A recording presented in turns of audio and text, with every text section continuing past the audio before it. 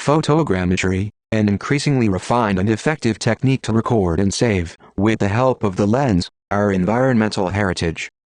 Experts and scholars from various Italian universities discussed it in Bari. A UNESCO estimate attributes to Italy 40% of the cultural heritage accumulated by centuries of history on the planet. How this percentage evaluation is reached, very gratifying for our country, it is not known. However, it is certain that in Italy there is no precise and reliable census of cultural heritage. It doesn't exist in Italy, it doesn't exist region by region. In Puglia there is a project, still in its initial state, and is to create a regional center for the documentation of cultural heritage. How this center should be organized is not yet clear. Some ideas, however, begin to circulate. Participants in the Conference on Photogrammetry and Project, promoted in recent days in Bari, by the chair of Architectural Photogrammetry of the Engineering faculty, and coordinated by Professor Antonio Daddabbo, listened to a few. What provides, for example, not a cadaster of cultural heritage, but a real image bank of the same, made with the photogrammetric technique. A technique that allows the measurement of any object, through a particular analysis of its photographic image. The idea is good. Among other things, any correct restoration of cultural heritage should be based on a meticulous analysis of the same. Something that has not always happened, precisely due to the absence of adequate photo libraries. However, there are no operators for this type of intervention. Hence the practical purpose of the conference. Involve the school, the public one, but also the private professional institutes, in the training of technicians specialized in the treatment of images. 20 years have passed since the signing of the University of Bari and the Puglia region for the Municipality of Photogrammetric Electronic Equipment. 20 years are many and many things have changed, but before daring a particular account of the results of the research carried out in these 20 years, I think it would be appropriate to stop a little to look at what the changes in the means have been. This position in these years, I would start with the media. At the time, the DVD, which we are seeing, was inconceivable. Indeed, it was not really thought that it could exist.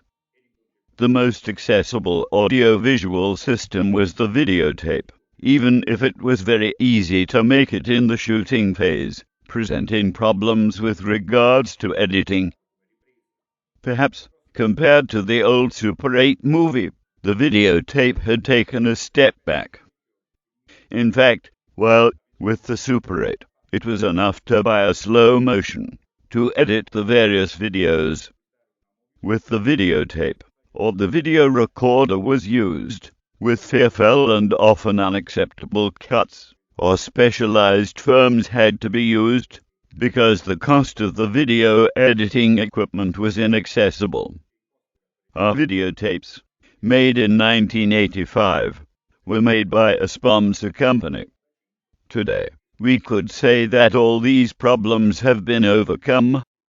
The fact itself, which I am videotaping on a fairly inexpensive medium, we can say at no cost, compared to the old Super 8 films, which at the time cost 8,000 lire for only 3 minutes of shooting.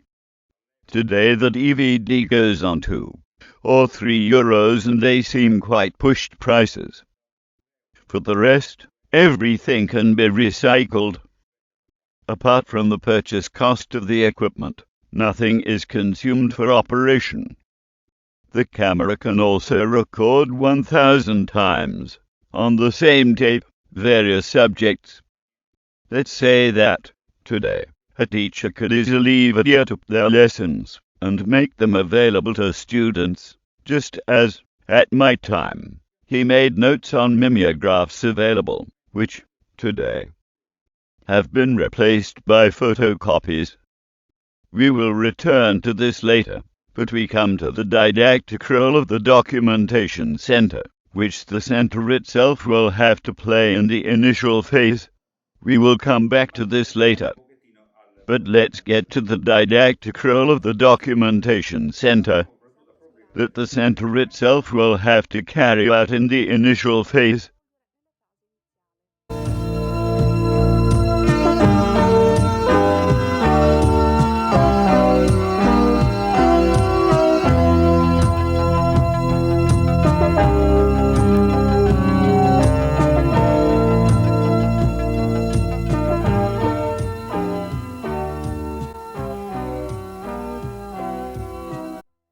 The research program, attached to the agreement.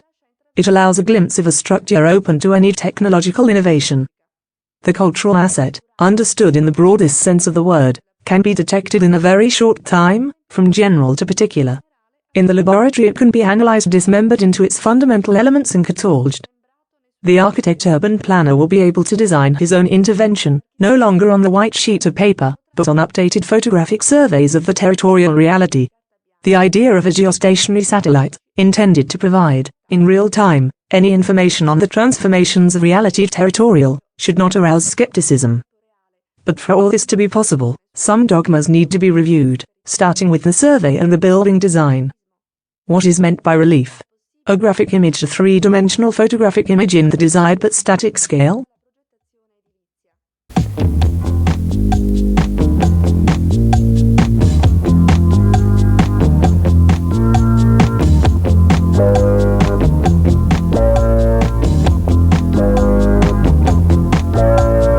What is meant by relief? A graphic image, a three-dimensional photographic image in the desired but static scale? You have seen that in the television service. There was talk of a documentation center. At the time, let's say that it was thought to create a sort of library with a catalogue where everyone could trace the cultural asset of their interest and could view photographs or videotapes.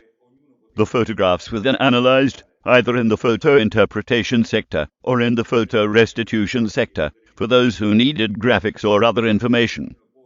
For videotapes, a large screen projection room was available for collective use. Let's think a little about a group of students or tourists, or they could be viewed on a single monitor. For videotapes, a large screen projection room was available for collective use. Let's think a little about a group of students or tourists, or they could be viewed on a single monitor. As early as '96, this concept of documentation center appeared largely outdated with the arrival of the Internet. Today, we have the opportunity to connect from home with the documentation center. Select the cultural asset that interests us. We can choose from the photogrammetric catalog, which offers us stereometric images that we can view from home, or we can read HTML pages or other types of videos, which we can always consult from home.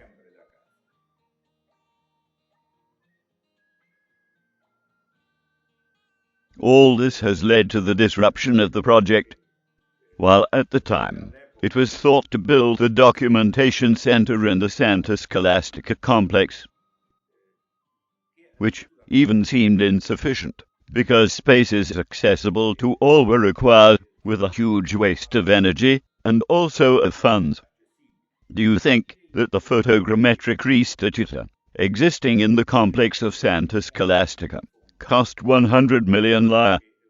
Then there were two more, with respective costs of 300 and 600 million.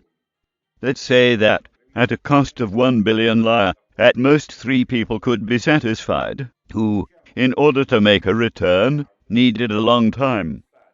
Without speaking, then, of the spaces which these instruments occupied. Just look at the photogrammetric restitutor of Santa Scholastica, since he would have occupied this whole room. And let's say that already with the passage of '96, Santa Scholastica, to be insufficient for the spaces, was overabundant, with a big waste of spaces. Besides the security problems, grosso spreco di spazio, oltre che di